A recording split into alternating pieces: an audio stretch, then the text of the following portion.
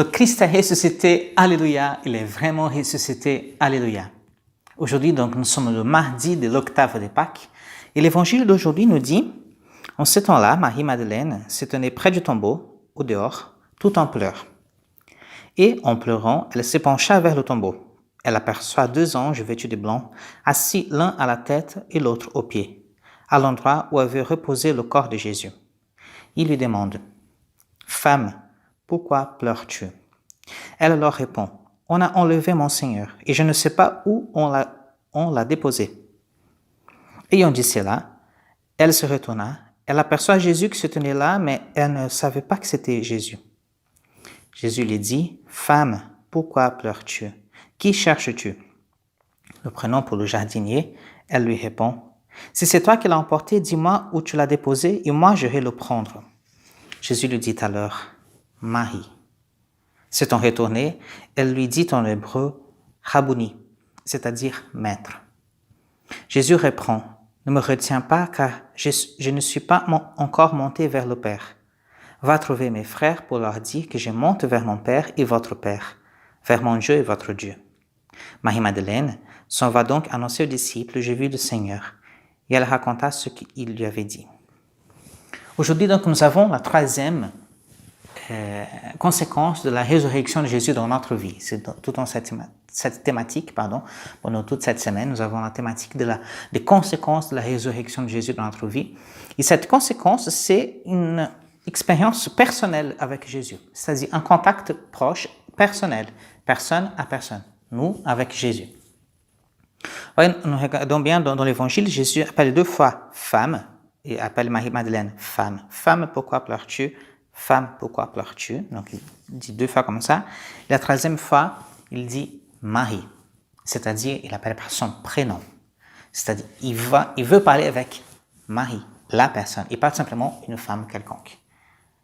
Et en fait, dans notre vie, Jésus veut faire la même chose. Il veut parler avec Marie, Madeleine, il veut parler avec le Père Jason, avec vous, il veut parler avec chacun de nous de manière individuelle. Il nous appelle par notre prénom. Dieu nous connaît, Dieu connaît tout ce qui se passe à l'intérieur de nous, il veut nous parler à nous. Il veut que sa résurrection résonne dans notre cœur. Parfois, on a tendance à croire que Jésus parle à toute l'humanité, à tout un grand groupe, voilà. Et en fait, Jésus va parler à tout le monde. Mais non, en fait, Jésus veut parler à nous, à chacun de nous, de manière individuelle. Et comment nous pouvons faire donc pour parler avec Jésus de cette manière individuelle? Nous pouvons faire l'exercice très simple des 3 petits pas que nous pouvons faire pour faire un temps de prière. Nous pouvons commencer tout simplement par remercier Dieu. On dit merci, merci Seigneur. Et là, on peut dire vraiment ce qui se passe dans notre cœur. Merci Seigneur pour cette journée, merci Seigneur pour le soleil, merci Seigneur pour tout. Merci Seigneur. Merci Seigneur pour ma famille, et ainsi de suite. Après, nous pouvons demander pardon à Jésus. Pardon parce que je suis pécheur quand même.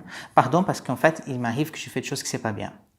Et là, enfin, je peux demander à Jésus, s'il te plaît Jésus, s'il te plaît Jésus, je veux bien discuter avec toi, donc s'il te plaît, tu peux me donner un coup de main ici ou là. Et là, nous avons une rencontre personnelle avec Jésus. Vous voyez, la prière, en fait, elle peut partir de ce principe de merci, pardon, s'il te plaît. C'est un exercice tout simple à faire, mais que ça nous aide à rentrer dans cette prière. Et parfois, on attend simplement des formules, des grandes formules, des grands discours pour parler avec Jésus. Non, on n'a pas besoin de ça.